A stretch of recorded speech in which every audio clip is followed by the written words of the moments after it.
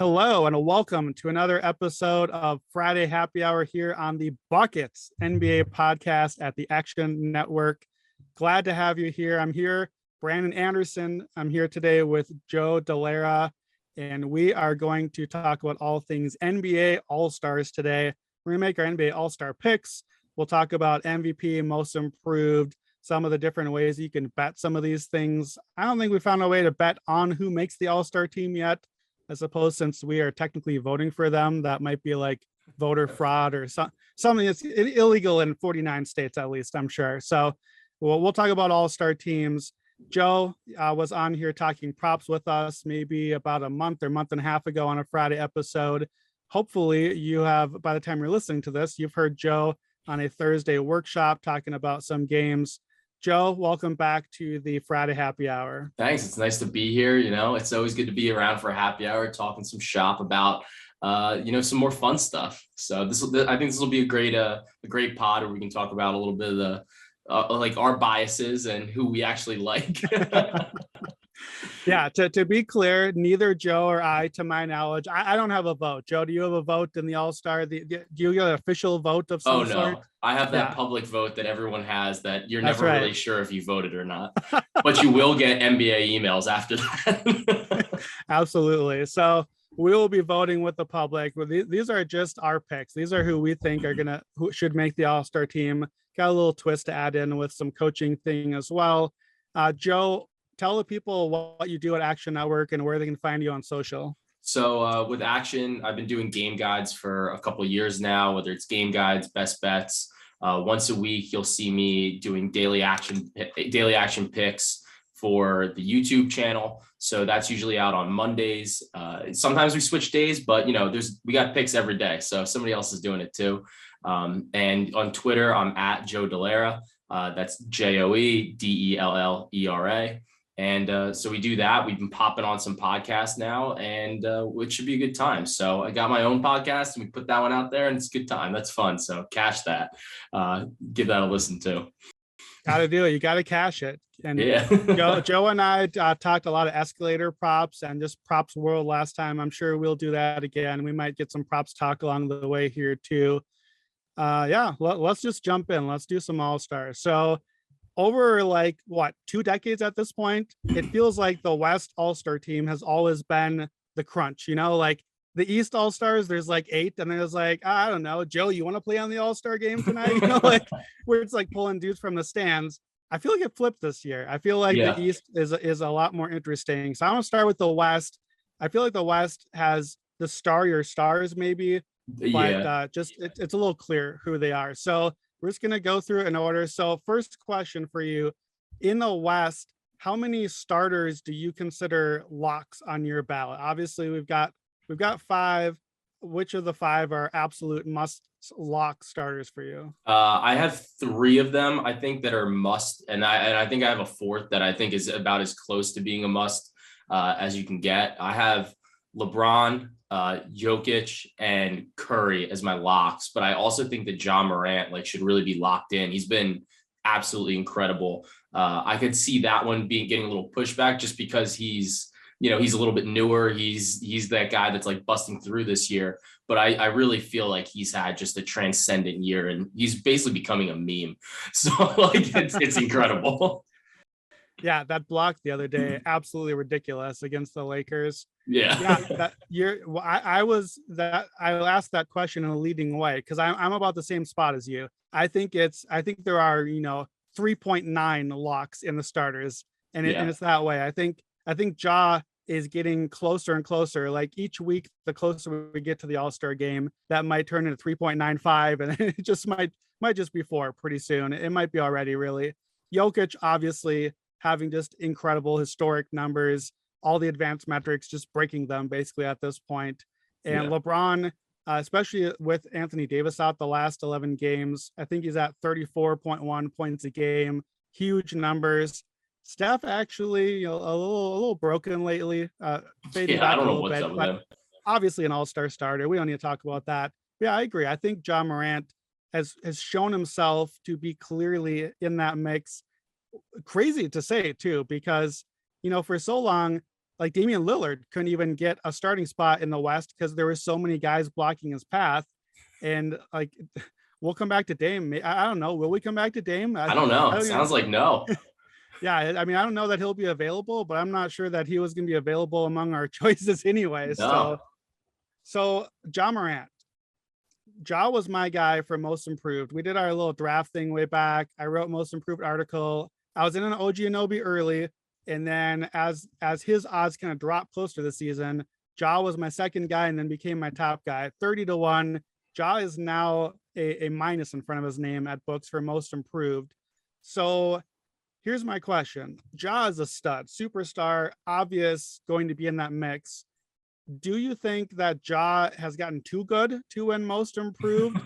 And is there any value to you still to play the most improved race on him? I don't usually like to lay a minus number on an award with this much left in the season, just because I think there's just a lot that can happen. But I do think that he's so good. I think the key is going to be almost like, as long as he doesn't get too close to like an MVP contender, then I think he can win most improved. It's like almost it sounds ridiculous, but like, I think it's hard. I feel like it would be hard to win most improved and MVP in the same year. It's almost like how rookies don't win rookie of the year and MVP in the same year. Granted, I think in the NBA, that's probably a little more difficult, but I probably wouldn't add to a position that I have, especially if I had one like you. But if you had somebody else, maybe that was in like the second or third running for most improved, then maybe that's a spot that you want to say like, all right, well, if I have some free bets or something like that, I just want to bring back a little bit of cash here. Yeah, I think I'm with you on that. Ja is clearly the favorite at this point. I'm looking right now at DraftKings. He's minus 175. I feel like that's fair. I feel like that's what he should be. And yeah, I'm with you. I don't want to bet it with a minus number, but it also feels like if he stays healthy, that it's maybe a wrap. But it's Ja Morant, and if he stays healthy, is not necessarily given with him. Knock on wood. Hopefully, the guy stays healthy and keeps going well. But you know, his style of play does tend to lend itself to injury. So there's a guy. We'll come back to most improved. There's a guy that you and I will be talking about soon that I think could be an interesting candidate here if something did open up there. Yeah. What about MVP here? So, you know, the elephant in the room with Steph Curry. Steph is the favorite. Steph is the guy. It felt like about a month ago, we kind of just decided collectively, Steph is the MVP this year. He's back. The Warriors are back. We got it. Steph is it. And then we had the 3-point thing. And it felt like leading into the record and kind of ever since then, he just hasn't quite been the same. He's really been downright bad for the last couple of weeks. That's fine. He's allowed to miss a few shots. But I wonder, have we closed the book too soon? You know, like I certainly would not want to be betting on Steph MVP at his number right now.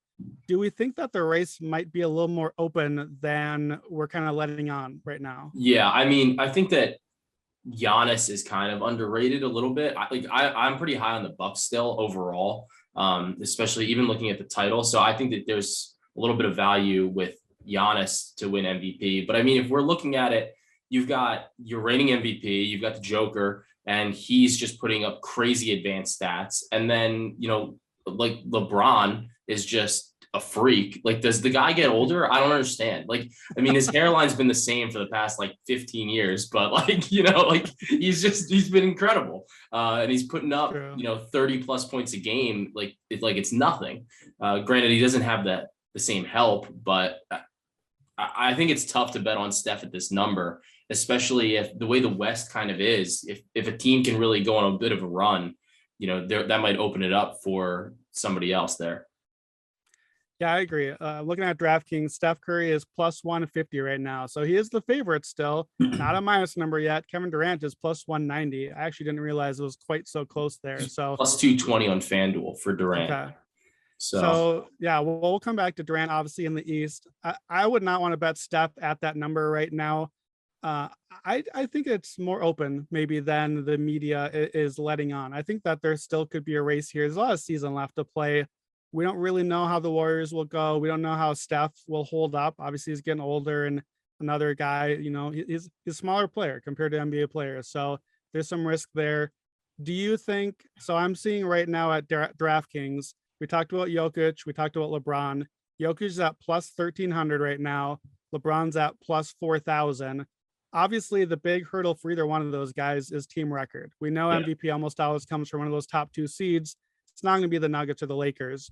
Do you think, as we kind of finish up our starters here, do you see either one of those guys having any shot, or are they kind of shooting for back of the ballot at this point? I don't think it's totally crazy, because if you can get up to like the 5 seed, then because it looks like seeds 1 through 4 are pretty like locked in as long as the Grizzlies don't fade. But if you can get up to the 5 seed, and then you look at the way these rosters are constructed, I think that there's also a narrative play here. I could imagine people want to give LeBron another MVP, especially if it's close. I could see them saying like, all right, like we want to give him one. Maybe this is the last one we can give him, and he's, however many years old now. So that's the only thing. But I don't. And I mean, the Nuggets have I think they have a better chance of going on a run, just because you figure Murray's going to come back relatively soon, or maybe like a little bit after the All-Star break. And that could actually maybe give them a little bit of a boost that they don't have. Whereas, if Russell Westbrook and Anthony Davis come back, the Lakers might lose more games. Who knows? So I think that might be the angle. Yeah, I think I agree with that. I think that there is a play there. I think LeBron too, if you've got a book where you can cash out, you've got an opportunity there to get in and like, look, I mean, the guy is scoring 34 points a game right now with Davis out. So there's going to be a LeBron moment. We're going to have a LeBron week or a LeBron month or just a LeBron, whatever that is. He'll just pick something and decide to be the story because it's LeBron and he can, and he should be. And so that number is going to shorten at some point. So I think especially as a cash out option, there's value there. I don't know if I can see it all the way to MVP. To get past at this point, Steph and Durant and Giannis, for all 3 of those, I think you have to have a serious drop off for for anyone else to get into it. So that's asking a lot. But I think that especially with LeBron, there could be some cash out. So, okay, back to All-Stars. We haven't made it very far yet. So West starters, we got Jokic, LeBron, Steph, and Ja. So we've got 2 guards, we've got 2 front court players. Who's your 5th starter in the West? I have Rudy Gobert as my last starter in the West. Just wanted to bring it full circle here. I think it just had to do with the fact that, you get 3 front court players, and there wasn't anybody that I like Draymond a lot, and I thought about going that route. But I just felt that Gobert's he's been incredible this year again. And it's like, I kind of wanted to reward the Jazz in a way, like for at least the way that I'm voting in this imaginary vote. But I wanted to reward the Jazz for what they're doing as well and try to get them a starter. Yeah, I get all of that. I tend to be a bit of a traditionalist on all-star voting. Like I really try to follow the positionality thing. So I ended up going with Draymond as my starter here. You mentioned him. I look at my team, I need a forward. I know what the rules are. I know that you can start Gobert, start whatever you feel like it. I need a forward. Draymond is by far the next best forward on my list. So I'm happy to reward Draymond. Draymond got snubbed off the NBA 75 team as far as I'm concerned. He's going to finally get that second Defensive Player of the Year award, which has been overdue. So I got Draymond there. Gobert, obviously, on the team.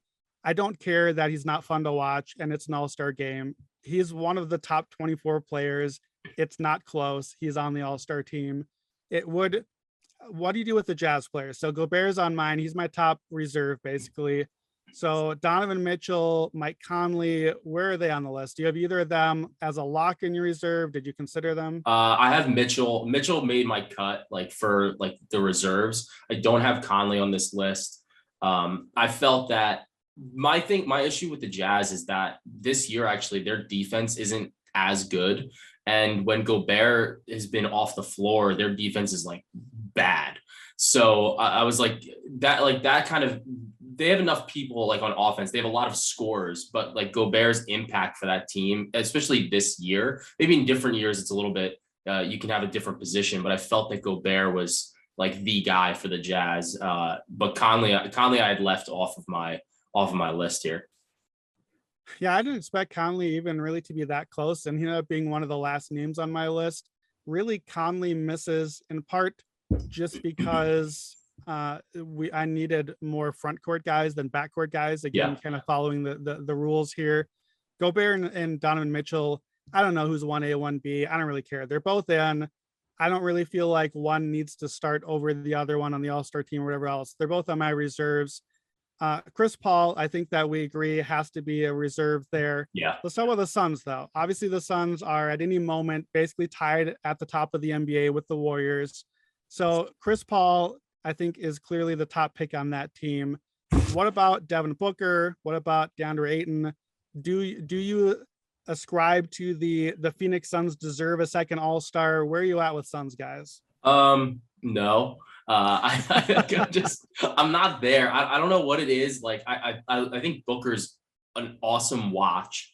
But I don't get there with him with some of the other guys that I think should make the All-Star team. And I think it's kind of one of those things like if you want to say like, yeah, Devin Booker's awesome. He's really fun to watch. He's definitely a very popular player, sure. But I think that there's some other players that are probably more deserving of at least the initial reserve nod. And then, they're not going to play. We already know, like guys like Dame, if he did get named, it's not going to play. You have Paul George, some other players, like they're not going to play. So it's going to open up some spots. I think Booker could get in. And if I had to pick between Booker and Ayton, I'd probably go with Booker just because he's going to get more like clicks. But I don't have either of them on my reserves in this instance. Yeah, I don't either. And it's tough because how do you not have from ostensibly the best team in the NBA, if you're going by record, and I would put a couple other teams above them, but it's a wins and losses league. They're winning the games, and it sort of feels like they should have more than one guy there, especially because look, it's not like Chris Paul is an MVP candidate either, So if you have not a super duper star at the top of the list with respect to CP, like I'm a huge CP guy, but that it's not a decade ago with him. So if you have no super duper star, then you surely would think that to have the best record in the league, you must have multiple other all-stars. How could you have possibly 3 all-stars for the Jazz if Conley is on there? And he isn't quite for us, but I might even take Conley over Ayton or Booker if I had the choice. I was leaning toward Ayton over Booker if I was choosing one of them, but not necessarily straight up on value. I don't know about importance to the team. Ayton's only 6th on the team in minutes also. It came down to needing a front court player, so Ayton stayed in the mix a little bit more so for me. But we're going to talk coaches. We'll come back to Phoenix because I think that's a solution as to how the Suns All-Star selections work out. So, okay. West backup. So we've got Gobert, Donovan Mitchell, Chris Paul. Basically, we have identical teams so far, except just you're starting Gobert. I've got Draymond. So that's 8 in. Yeah, that's close. Yeah. So we got 12 spots. How many other guys do you have in the West that absolutely have to be in your reserve list? So I had Draymond was my number 1 reserve.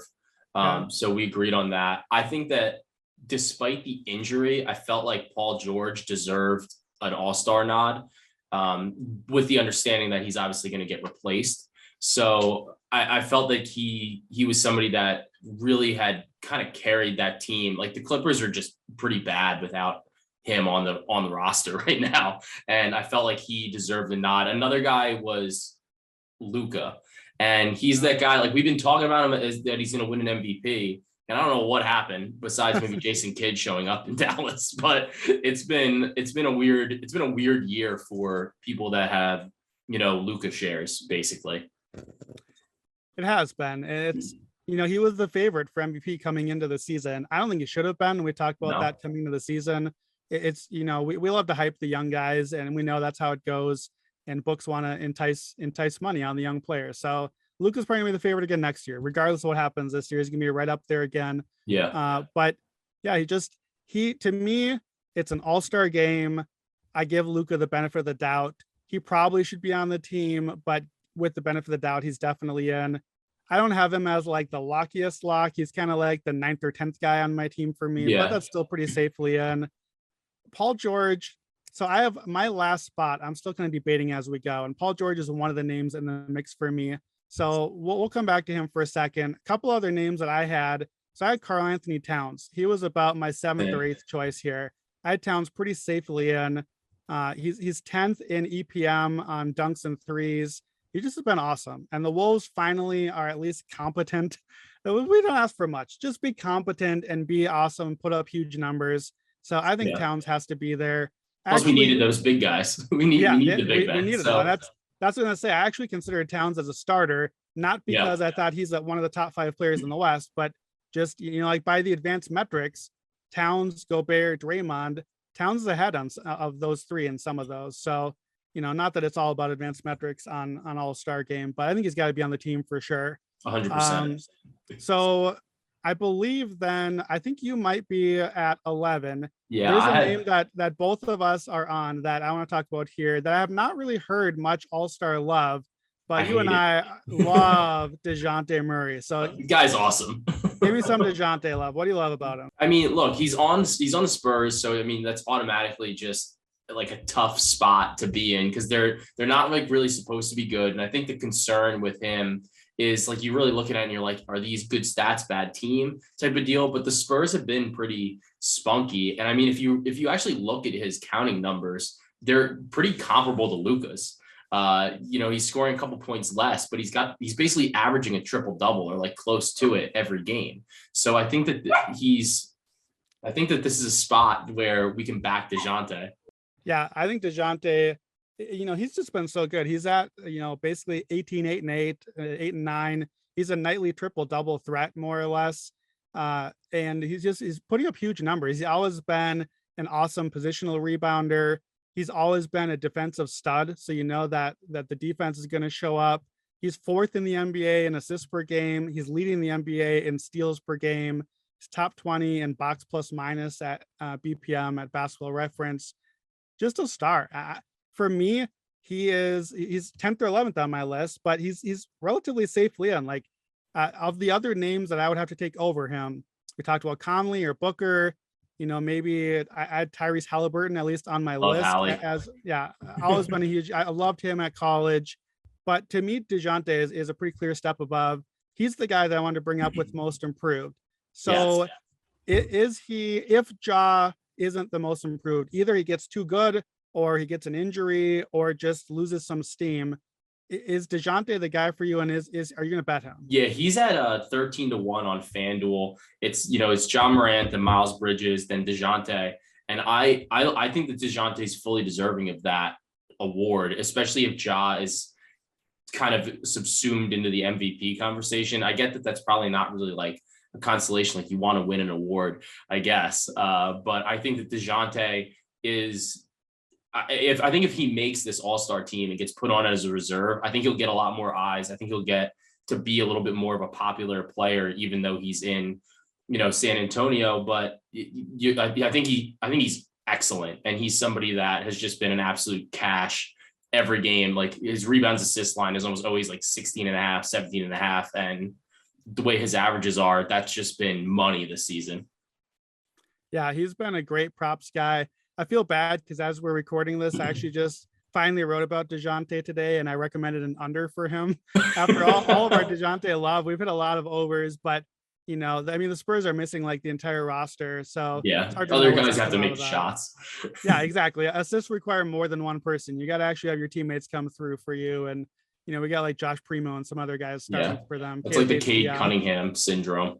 Yeah, it is. So yeah, I love Dejounte. I do think that there's some value there. Same price on DraftKings. So especially if you don't believe in the Grizzlies, don't believe in Ja Morant, or maybe if you really do, maybe if you think that they're going to get up to like the 2 seed or something and that Ja moves into serious MVP contention, I think, Miles Bridges has been the other most improved guy. I've never bought him as that award. He hasn't quite enough taken that leap. He's kind of that Jeremy Grant type candidate for me this year, where he's clearly very good, but it's a team that's not really relevant.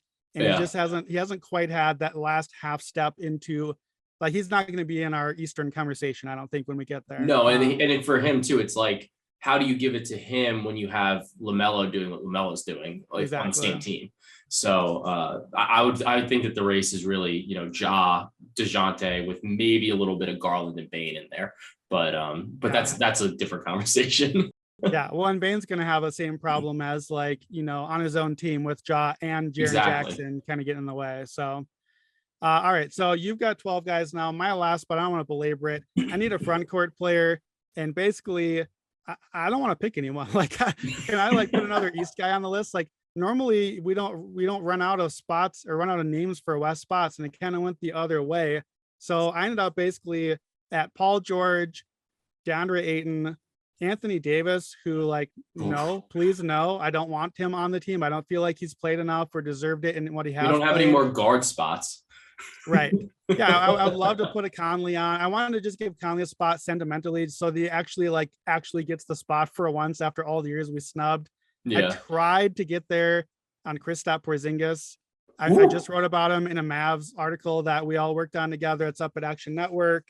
I think Porzingis has a case. He's 12th in PER. I know PER is what it is. Yeah. He's 25th in EPM. He's 19th in BPM. There are 24 All-Stars. If you're a top 24 player, you're an all-star. The problem is he played under 800 minutes on top of those things. And for me, I Porzingis is you got to really earn it at this point. Like with Luka, I'll give him the benefit of the doubt. Porzingis gets the doubt of the benefit. Whatever the opposite is, like I'm gonna have to see it a little bit more. So I guess I'm just gonna cheat. I'm gonna put Paul George on my team too. I don't really feel like I need him on the team. I don't really feel like he has to be there. For me, it's kind of just a punt. I'm happy to get him on the spot, and 3 weeks from now or whenever we have to really pick again, somebody else will have emerged by then. So yeah, that's kind of the Paul I'm George thing. In the East, you sent me your list beforehand. I have not sent you mine yet, but suffice to say, we've got some conflicts here. So in the East, how many absolute gotta have it starters are there? Like, who are your absolute lock starters? I have two, and it's Kevin Durant and Giannis, and that's it. Everybody else is like open to interpretation. So I basically have four, but only because I broke through. I have 1/4/2. I don't know which. Giannis is the one. Like, Giannis is definitely it. My first version of my Eastern All-Stars literally had Kevin Durant coming off the bench. Like, when I went to bed last night, Kevin Durant was coming off the bench, and I woke up and was like, no, that's absolutely crazy. It's an all-star game. Kevin Durant is maybe the best player in the world. He can't come off the bench. Here's the reason. Again, I'm a traditionalist. I want 2 guards, 2 forwards, and a center. Giannis is a forward. I think Jimmy Butler has to be an all-star starter. Jimmy Butler has been awesome, and by a lot of the advanced metrics has been ahead of Durant and ahead of a lot of these other guys. Jimmy Butler is 9th in EPM. He hasn't played enough minutes, but it's an all-star game. I don't really care so much about minutes if you're that good. And the Heat are right there. The Heat are the 3 seed right now. And it's Butler and a bunch of like Bam has not done much of anything this year. Lowry has taken a step back from what he used to be. It's Jimmy Butler. And I feel like he's got to be a starter. And again, traditionalist, Jimmy Butler is a forward. Let's not pretend. Jimmy Butler is not a guard anymore. He's a forward. So that left no forward spots anymore. So I was like, well, is Giannis a center? He's kind of a center. I can move him there. I don't mind that. But then I wanted Joel Embiid on the list. I know he's one of your names as well. So I just decided the heck with it. Tradition gone. I'm putting Butler at guard. I'm playing Durant and Giannis. Joel Embiid is a starter. He's my center. I don't really care. These aren't the teams anyways. We do the draft thing now. We could start 5 non-guards in the East. I don't want to start any of the guards in the East. So I try to follow the rules the best I can. I think Butler has to be a starter though. Yeah, I mean, they could just subscribe to the Cavaliers backcourt anyway. Like whatever. Like it's not a big deal. Just start like 3 centers. It's fine. Yeah, Lauri Markkanen has been a shooting guard his entire career anyway, so that one's working out just fine for them. Never been a huge Lauri fan. I'm happy for the Cavs though. Yeah. So did you end up with Embiid or Butler as a starter on your list? I had Embiid as a starter on my list. I was very torn because I love Jared Allen this year, and I have Jared Allen on my roster, but I was like, does he start? Like, could he start? And like, I ultimately came to the no, but he's been awesome. He has been, yeah. I was hoping you talk yourself out of that. You sent your list. I was like, well, he's definitely on the team. I was going to talk about the Cavs guys. We're a little short on time, so we'll have to skip over the Cavs for now. Allen is the guy for the Cavs. He's got to be on the team. He's been awesome. I love Evan Mobley. I love Darius Garland. I don't think it's quite there yet. No. I would love to reward the Cavs for what they've done. But look, we didn't think any Cavs were going to be all-stars this year. They're getting rewarded with Jared Allen here. So 100%. Allen's on the reserves for us. So only 3 starters for you so far. You've got Butler on your reserves list, I know. Who are your other 2 starters? Because this is where I go really off the rails here. Yeah, so I had DeMar DeRozan starting and James Harden as well. So those are my 2 backcourt starters. And I just feel like DeRozan's just been having a crazy year, and I think he deserves it. But it is tough between him and Levine to say, like, well, who's really the one that should get the credit? And I feel like DeRozan's getting more credit than Levine, and that's partially because Levine was there, whereas DeRozan's like the new guy. So you say, like, oh, well, he's probably more valuable. But I think that's a toss up. That's definitely one that you can have a conversation about. Yeah, I'm fine with Harden as a starter. Harden's obviously an all-star, so we don't need to debate that too much. I penalized him for the first month of blah, like he had last whatever year. That was. So whatever it was, I penalized him, dropped him down to being a reserve, but whatever. It's like we're all doing our legalistic thing.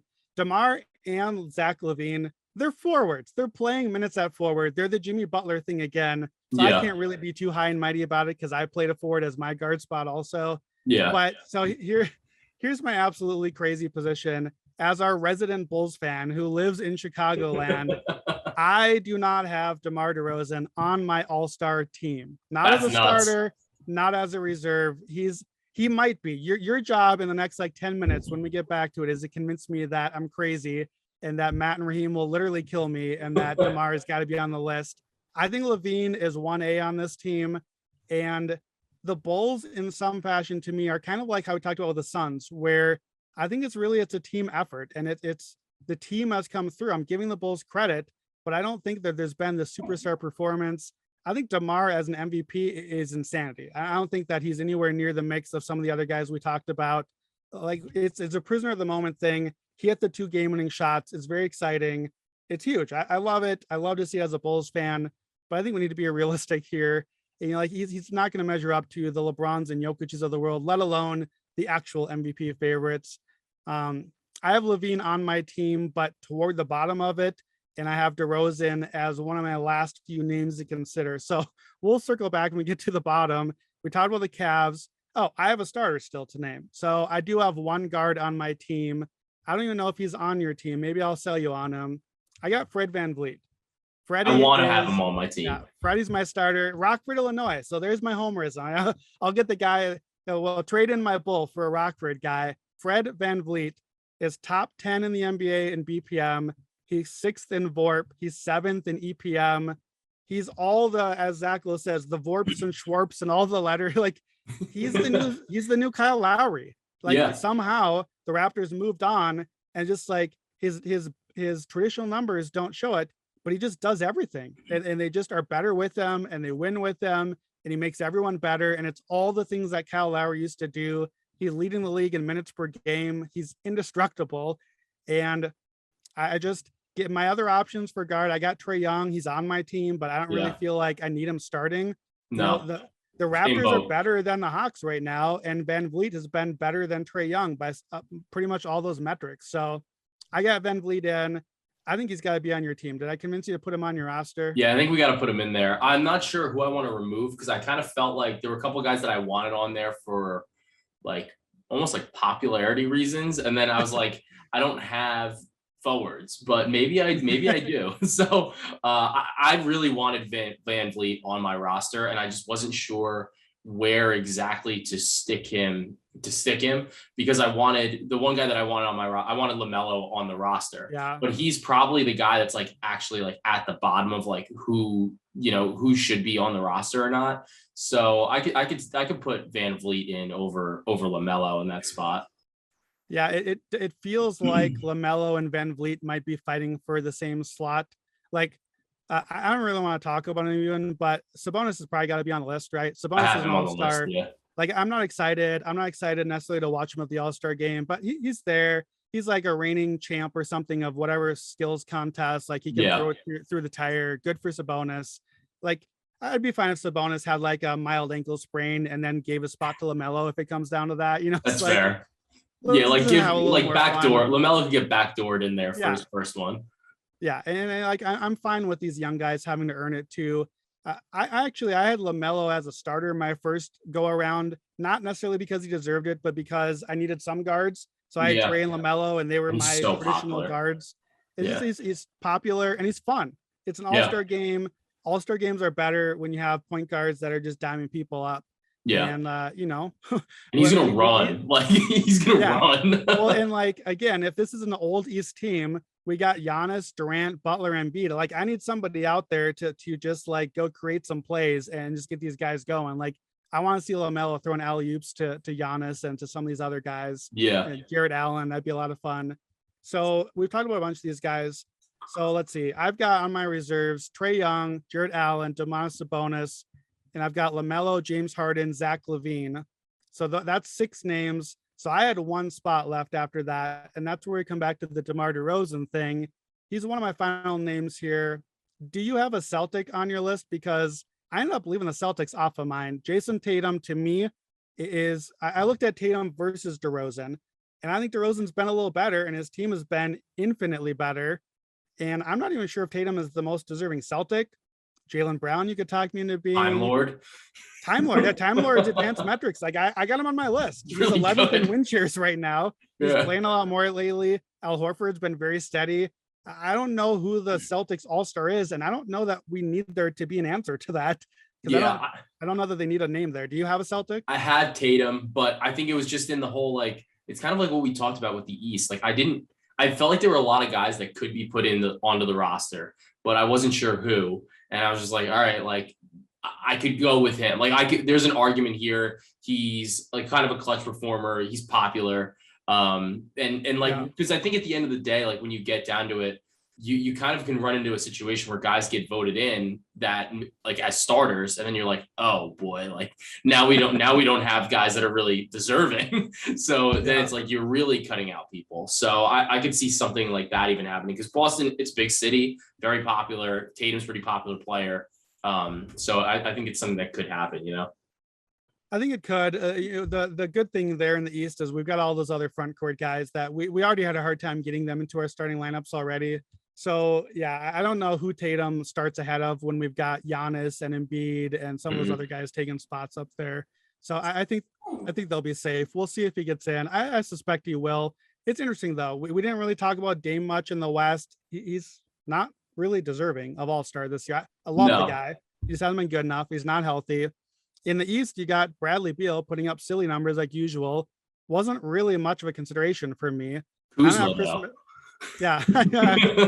Kuzma not also a consideration for me. I don't have Chris Middleton any real consideration.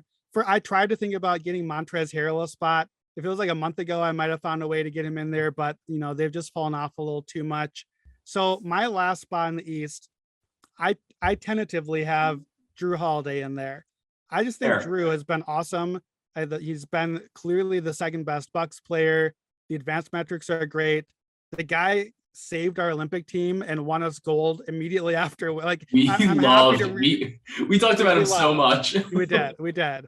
So I feel like so I come down to basically I would say LaVine, LaMelo, Drew, and DeMar. I've got those 4 names, only 3 spots, and I have DeMar as the last cut. So talk me out of, if I got to have DeMar in my team, talk me out of LaVine, LaMelo, or Drew, because those are my last guys there. I think the easiest one to talk you out of is LaMelo. You just say he's got to earn it. Like, he's a youngin. Let him earn his stripes. I think that's fine.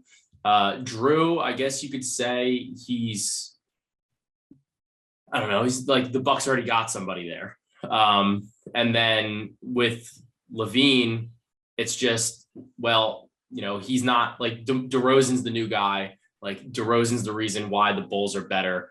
He's the one that like elevated them. I don't know whether I believe this or not, but this is the argument. I think LaVine's awesome, but and he's just kind of been flying under the radar. But I think those are kind of like some of the arguments that you're using. But Yeah. Okay. I think, yeah. Yeah, I think Drew's awesome. You lose. You didn't convince me. DeMar is out. He's off my team. Give me the clicks. Give me the hate. I've never been a DeMar guy. I'm trying to get there. I want LaMelo on my team. Levine is the Bulls star player. I want Drew on the team.